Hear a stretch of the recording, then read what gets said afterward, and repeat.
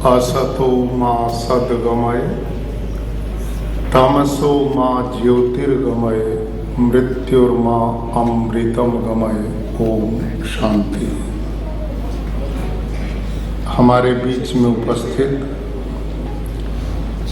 आदरणीय मालती बहन माहेश्वरी जी, स्थानीय विधायक, आदरणीय श्री कानजी भाई बारिया जी, अध्यक्ष गांधीधाम नगर पालिका, हम सब के लिए बड़े प्रेरणा के स्रोत आर्य प्रतिनिधि सभा अमेरिका के संस्थापक माननीय श्री गिरीश खोसला जी, सार्वदेशिक आर्य प्रतिनिधि सभा नई दिल्ली के मंत्री आदरणीय श्री विनय आर्य जी, आर्य समाज गांधीनगर के अध्यक्ष श्री वाचोनिधि आचार्य जी, हमारे बीच में अमेरिका से ही आर्य प्रतिनिधि सभा के महामंत्री श्री भुवनेश खोसला जी, बहुत ही आदरणीय आर्य बंधुओं, भाई और बहनों और प्यारे बच्चों,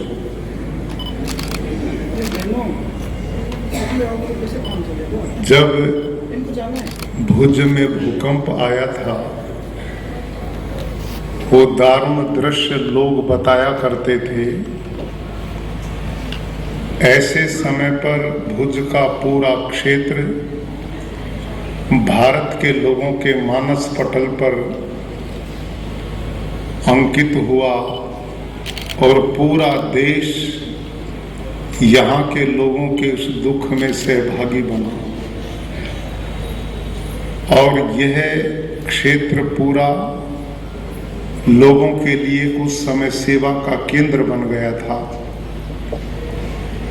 इस क्षेत्र की जानकारी मुझे भी उसी समय प्राप्त हुई थी।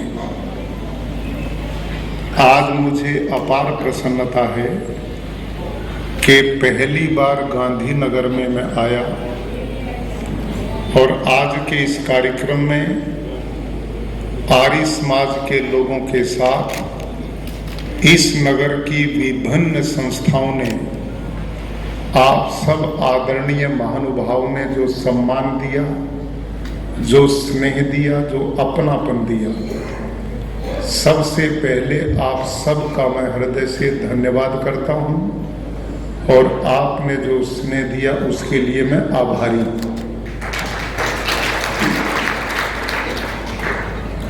माननीय श्री गिरीश खोसला जी और उनके बहुत ही प्रिय सुपुत्र श्री भुवनेश जी खोसला पिछले वर्ष अमेरिका के अटलांटा सिटी में वहां सार्वदेशिक का आर्य महासम्मेलन हुआ, उसमें मैं भी गया था और खोसला जी भुवनेश जी के संपर्क में रहा ही नहीं, 2-3 दिन इनके घर पर रह करके भी गुजारे। उसी समय मेरा ये परिचय हुआ और मुझे जानकारी मिली खोसला जी पूरा परिवार रहता अमेरिका में है, लेकिन चिंता भारत के उन असहाय बालकों की करता है कि जो बालक उस भूकंप में बेसहारा हो गए थे। जीवन प्रभात नाम की संस्था, जिसको उस काल में तत्कालिक प्रधानमंत्री श्री अटल बिहारी वाजपेयी ने स्वयं इनके कार्यों को देखा और उसी समय उन्होंने उस समय अपने प्रशासन को आदेश दिया कि ये ऐसी संस्था है जो इस भूकंप में असहाय, अनाथ हुए, बेसहारा हुए बच्चों के लिए सहारा बन सकती है। तो जीवन प्रभात की स्थापना हुई। बहुत लंबा समय बीत गया, लेकिन पूरा खोसला परिवार और अपने मित्र मंडली के साथ उस संस्था से जुड़े हुए हैं। प्रतिवर्ष यहाँ आते हैं और उन बालकों में अपनापन देखते हैं भाइयों और बहनों, आर्य समाज ऋषि दयानंद का यही चिंतन था। स्वामी दयानंद आर्य समाज के 9वें नियम में लिखते हैं कि प्रत्येक व्यक्ति को अपनी ही उन्नति में संतुष्ट नहीं रहना चाहिए, किंतु सबकी उन्नति में अपनी उन्नति समझनी चाहिए। यह चिंतन आर्य समाज सदा करके लोगों की भलाई के कार्यों को करता रहा है। वाचो निधि जी या मंच पे संचालन करे हमारे आदरणीय आचार्य जी ने, स्वामी दयानंद सरस्वती ने एक छठा नियम भी लिखा है। आर्य समाज के 10 नियम, छठे में क्या लिखते हैं? आर्य समाज का मुख्य उद्देश्य, इस समाज का मुख्य उद्देश्य क्या है? लोगों की शारीरिक, आत्मिक और सामाजिक उन्नति करना। ये वो कार्य थे कि जिन कार्यों के कारण आर्य समाज लोगों के दैनिक जीवन से जुड़ा था। जो भी सामयिक चुनौतियां थी, जो भी सामयिक समस्याएं थी, देश समाज को आगे बढ़ने से जो गलतियां रोकती थी, आर्य समाज के लोगों ने उन चुनौतियों को स्वीकार किया और जो जो समस्याएं थी उनका निदान करने का बहुत बड़ा कार्य किया। भाइयों और बहनों, स्वामी दयानंद सरस्वती इसी गुजरात की धरती पे टंकारा के मोरबी राज्य में उनका जन्म हुआ, लेकिन कार्य क्षेत्र उनका उत्तर भारत रहा। ऐसा महापुरुष, और मैं तो कहता हूं कि ये गुजरात की धरती महापुरुषों की धरती है। यहां समय समय पर ऐसे लोग इसने पैदा किए हैं कि जिन्होंने दुनिया से हटके काम किया है। चाहे महात्मा गांधी जी रहे हों, सरदार वल्लभ भाई पटेल, जिन्होंने इस खंडित देश को, जो टुकड़ों में बटा हुआ था, 500 से ज्यादा रियासतें जिस देश में हों, उस इतने खंडित देश को एकता के सूत्र में बांधकर एक महाराष्ट्र के रूप में, पूरा भारत वर्ष के रूप में जो स्थापित करने का सौभाग्य प्राप्त हुआ, वो भी गुजरात की धरती के महापुरुष सरदार वल्लभ भाई पटेल ने किया। और भाइयों और बहनों, सांस्कृतिक रूप से विक्षुब्ध इस भारत देश को, वैचारिक रूप से इस विश्रृंखलित भारत देश को, आध्यात्मिक रूप से टूटे हुए देश को विश्व की प्राचीन वैदिक संस्कृति से विधिवत जोड़ने का काम, वेदों की लुप्त परंपराओं को स्थापित करने का काम, वो भी इसी धरती के महापुरुष स्वामी दयानंद सरस्वती ने किया।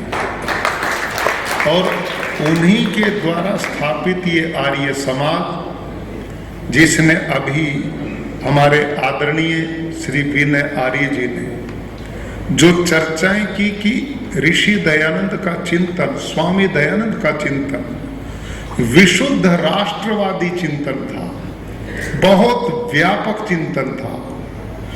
उन्होंने आर्याभिविनय एक पुस्तक लिखी। वैसे तो छोटे बड़े 40 ग्रंथ स्वामी दयानंद ने लिखे, उनमें एक आर्याभिविनय ग्रंथ है जिसमें केवल ईश्वर की स्तुति प्रार्थना का विधान दिया है।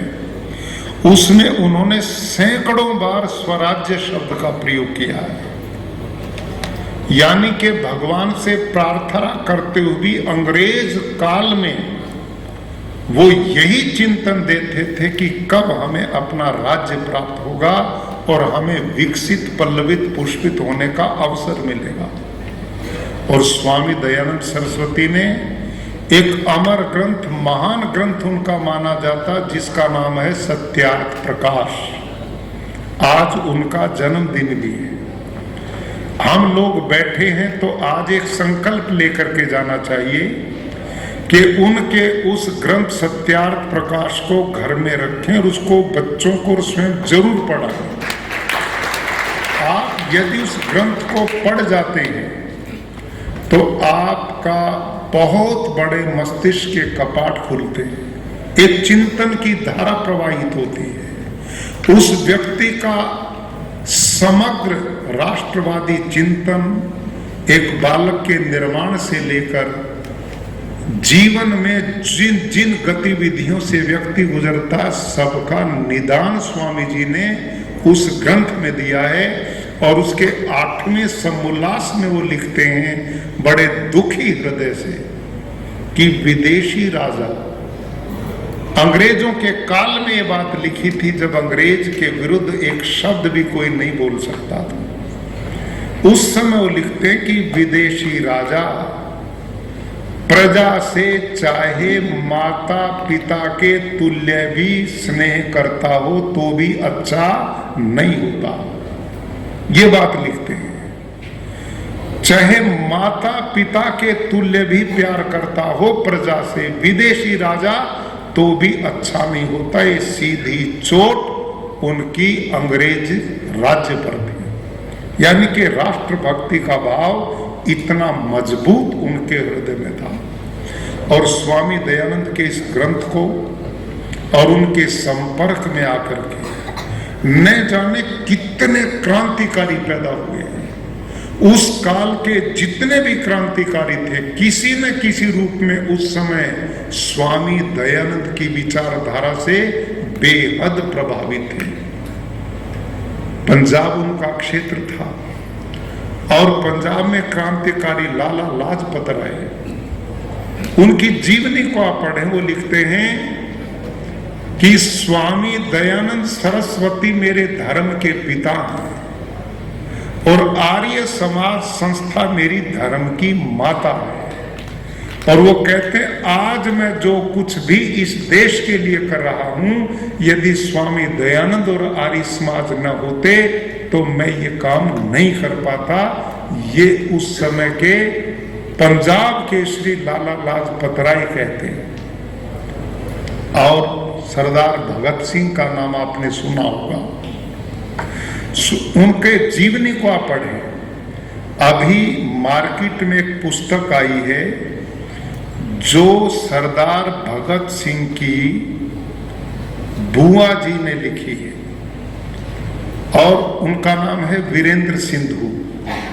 वो उस ग्रंथ में लिखती हैं, उस ग्रंथ का नाम क्या, उस पुस्तक का नाम क्या है?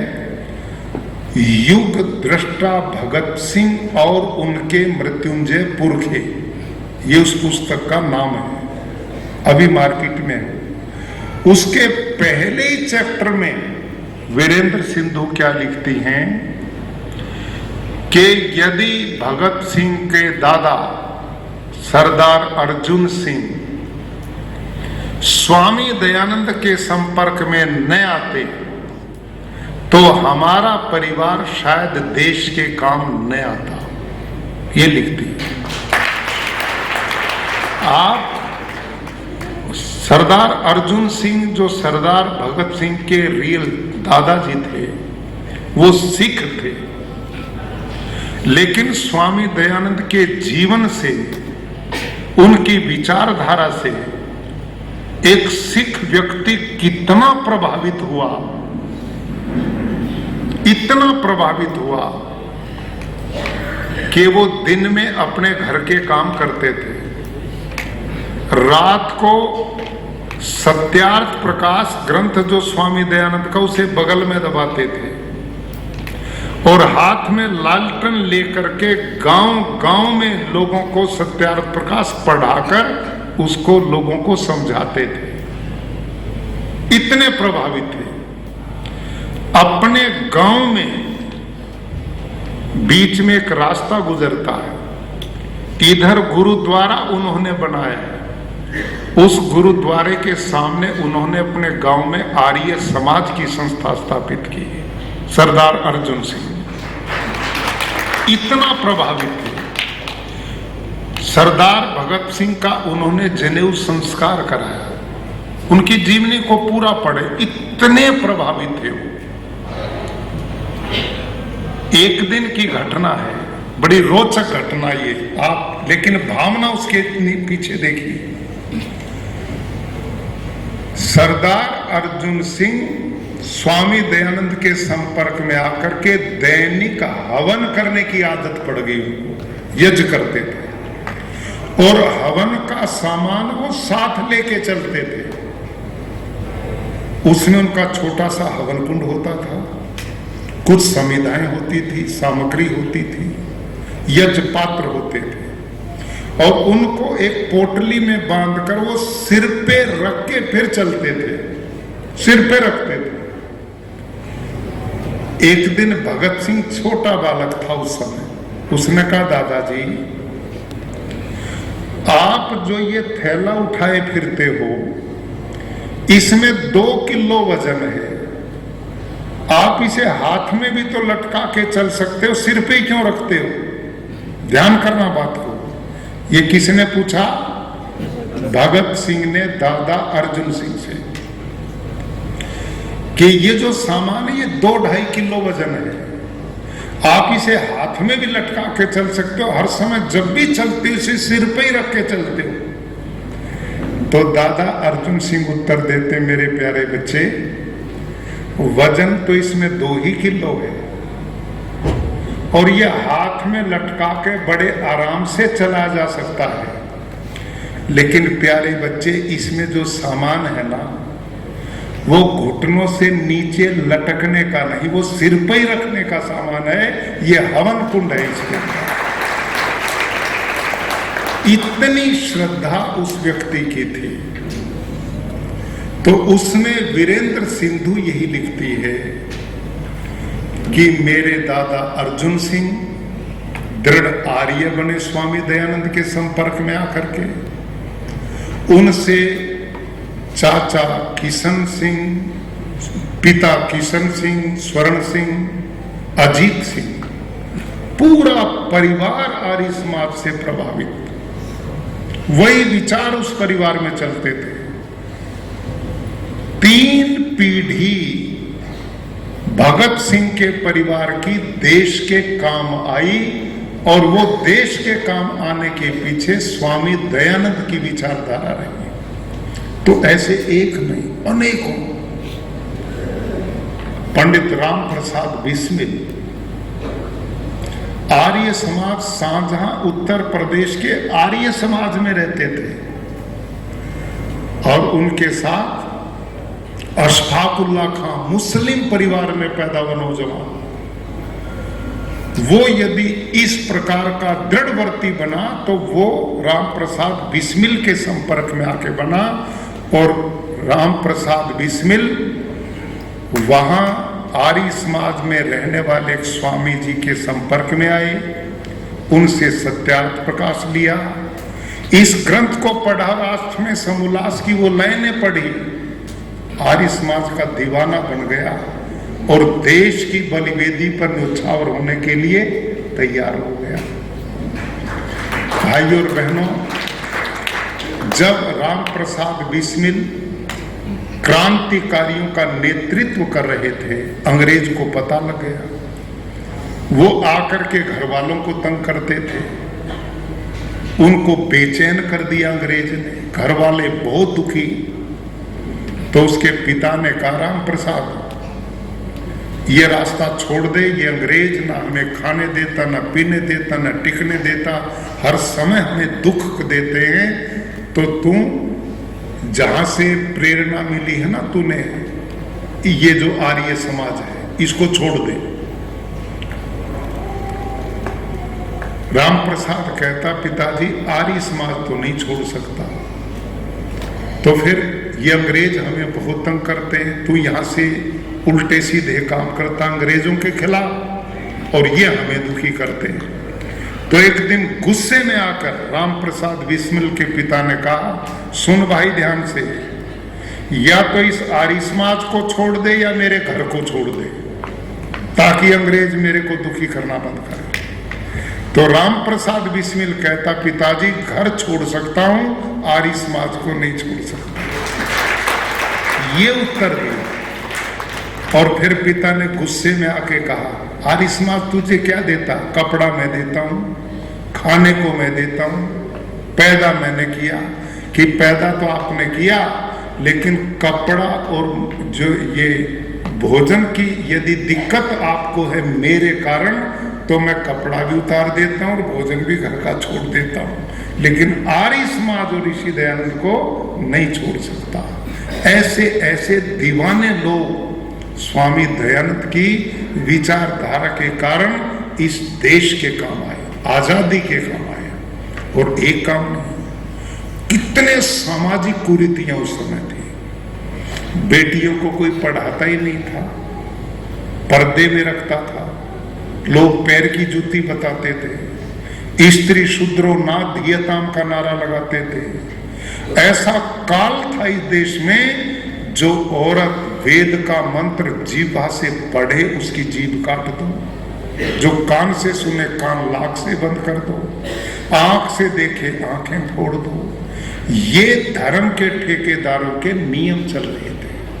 और ऐसा जमाना, उस विचारधारा ने इतना प्रभावित किया लोगों को कि समाज सुधारक लोग भी, समाज के जिम्मेदार लोग भी इस विचार को अपने हृदय में ले बैठे कि वास्तव में नारी का पढ़ने का अधिकार है ही नहीं। शाश्वत सिद्धांत मान लिया।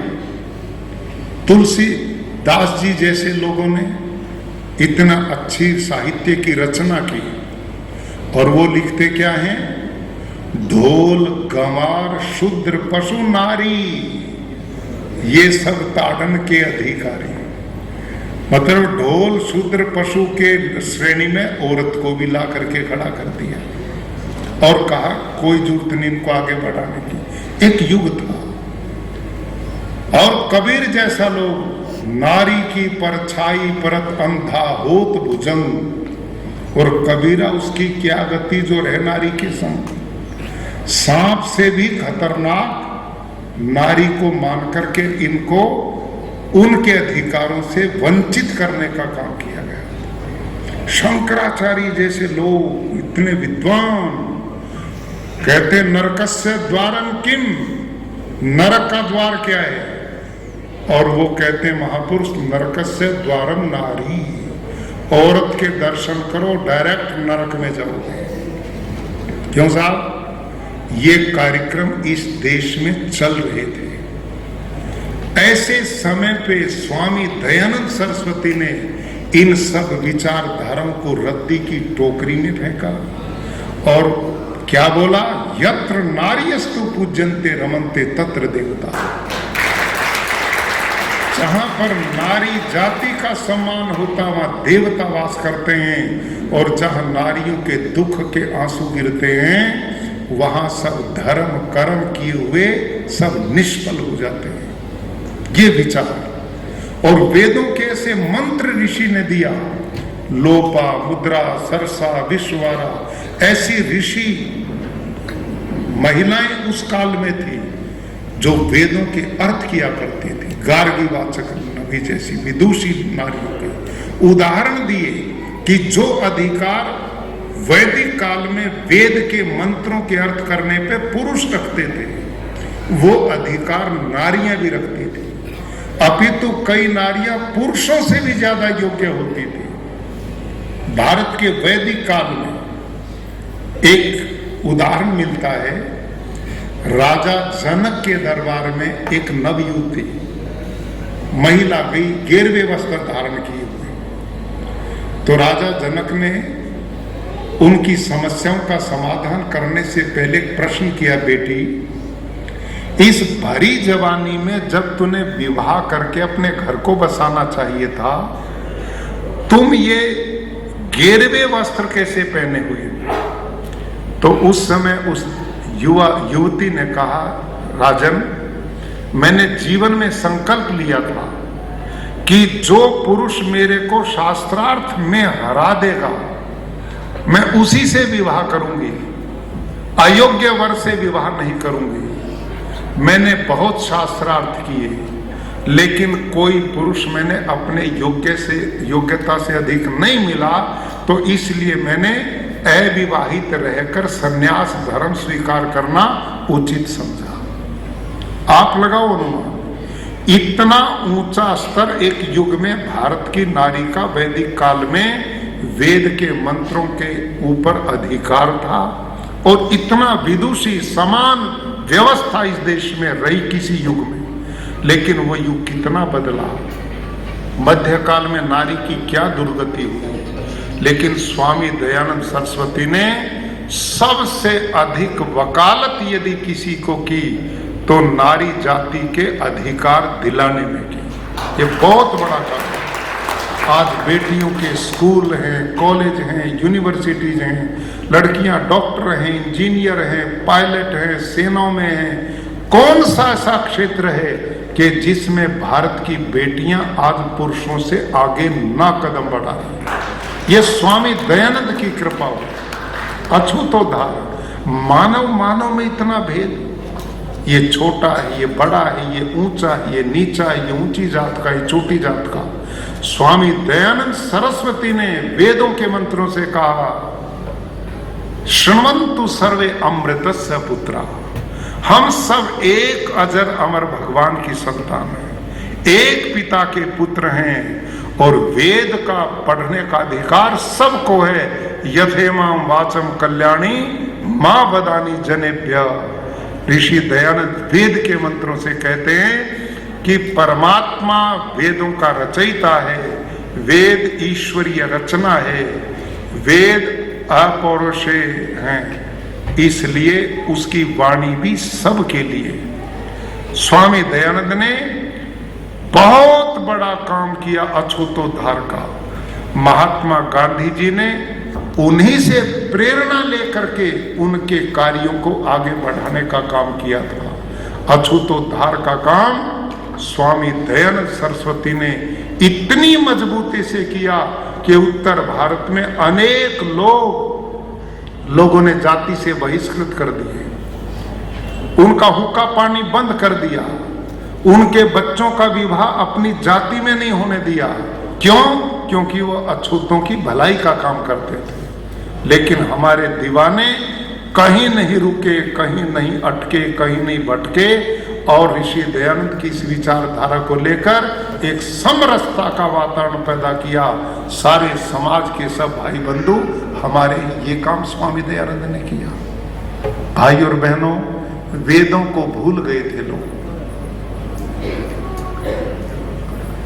वेदों को भूल गए थे, वेदों की पुनर्स्थापना की। वो पाखंड, अंधविश्वास, अनेक रूढ़िवादी मान्यताएं, ये स्वामी दयानंद सरस्वती ने निकालकर एक सत्य वैदिक धर्म के साथ में हमने जोड़ा। समाज सुधार के कार्य जो यहाँ पर जीवन प्रभात के रूप में चलते हैं, शिक्षा के रूप में डीएवी संस्थाएं, गुरुकुलों की स्थापनाएं, पूरे देश में बेटियों के गुरुकुलों की स्थापना, कितना काम शिक्षा जगत में आर्य समाज के लोगों ने किया, समाज सुधार के रूप में किया। तो मुझे अपार प्रसन्नता है कि गांधी धाम, इसमें हमारे सभी ये लोग उसी मिशन को आगे बढ़ाने में लगे हुए हैं। ये ईश्वरीय कार्य है, लोक कल्याण का कार्य है, सबकी भलाई का कार्य है। मैं इन सबको बहुत बहुत बधाई देता हूँ। आचार्य वाचो निधि जी और उनकी पूरी टीम, जितने भाई बंधु बहन साथ जुड़े, वो इस मिशन को बढ़ाते रहें, लोक कल्याण के कार्य करते रहें। आज हम सब के लिए प्रसन्नता है कि आज का दिन इस गांधी धाम की स्थापना का भी दिन है और स्वामी दयानंद सरस्वती का जन्मदिन भी है। आज के दिन कुछ संकल्प लेकर के हम उठें कि जो मिशन ऋषि का था हम उनको समझें, जानें, जुड़ें और इस समाज और देश को आगे बढ़ाने में अपनी भूमिका निभाएं। आज जो प्यार, जो स्नेह, जो अपनापन आप लोगों से मिला, उसके लिए मैं पुनः सबका धन्यवाद करता हूँ। ओम शांति।